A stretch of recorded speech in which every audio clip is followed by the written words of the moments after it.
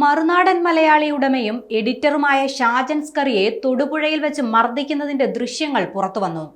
ഇന്നലെ വൈകുന്നേരമാണ് നടു റോഡിൽ വെച്ച് വാഹനം തടഞ്ഞു നിർത്തി ഷാജൻ സ്കറിയെ ഒരു സംഘം ആളുകൾ ചേർന്ന് മർദ്ദിച്ചത്. നാട്ടുകാർ നോക്കി നിൽക്കെ വാഹനം തടഞ്ഞു നിർത്തിയായിരുന്നു മർദ്ദനം. ശേഷം പ്രതികൾ ജീപ്പിൽ രക്ഷപ്പെടുന്നതും ദൃശ്യങ്ങളിൽ കാണാം. വാഹനത്തിന്റെ അകത്തിരിക്കുന്ന ഷാജൻ സ്കറിയെ ആക്രമിക്കുന്ന ദൃശ്യങ്ങളാണ് പുറത്തു വന്നത്. ഷാജൻ സ്കറിയ ആക്രമണത്തെ തടയാൻ ശ്രമിക്കുന്നതും ദൃശ്യങ്ങളിലുണ്ട്.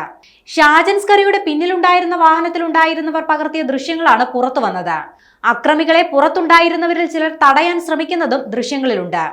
ഇന്നലെ വൈകിട്ട് 6:30യോടെയാണ് ഒരു വിവാഹ ചടങ്ങിൽ പങ്കെടുത്ത് മടങ്ങുകയായിരുന്ന ഷാജൻ സ്കറിയെ തൊടുപുഴ മങ്ങാട്ട് കവലയിൽ വെച്ച് 5-അംഗ സംഘം ആക്രമിച്ചത്. ഷാജൻ സഞ്ചരിച്ചിരുന്ന വാഹനത്തിന് പിന്നിൽ ധാറടിച്ച ശേഷമായിരുന്നു അതിക്രമം.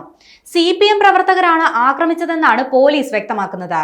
ഷാജൻ നൽകിയ വിവരങ്ങളുടെ അടിസ്ഥാനത്തിൽ 5 പേരെ പോലീസ് തിരിച്ചറിഞ്ഞിട്ടുണ്ട്. ഇവർക്കെതിരെ വധശ്രമത്തിന് കേസെടുത്തെന്നും ഒളിവിലുള്ള പ്രതികൾക്കായി തിരച്ചിൽ തുടരുകയാണെന്നും പോലീസ് അറിയിച്ചു. കാറിൽ നിന്നും വലിച്ചിറക്കി ശരീരത്തിലും മുഖത്തും ഇടിച്ച് പരിക്കേൽപ്പിച്ചതായാണ് FIR-ൽ പറയുന്നത്. കൊല്ലണമെന്ന ഉദ്ദേശത്തോടെയായിരുന്നു മർദ്ദനമെന്നും FIR-ലുണ്ട്. ഷാജൻ തിരുവനന്തപുരത്ത് നിന്ന് തൊടുപുഴയിൽ എത്തിയതും വിവാഹത്തിൽ പങ്കെടുത്തതുമെല്ലാം കൃത്യമായി മനസ്സിലാക്കി പിന്തുടർന്നായിരുന്നു ആക്രമണം. അതേസമയം CPM-ന് ആക്രമണവുമായി ബന്ധമില്ലെന്നാണ് ജില്ലാ ഘടകത്തിന്റെ വിശദീകരണം.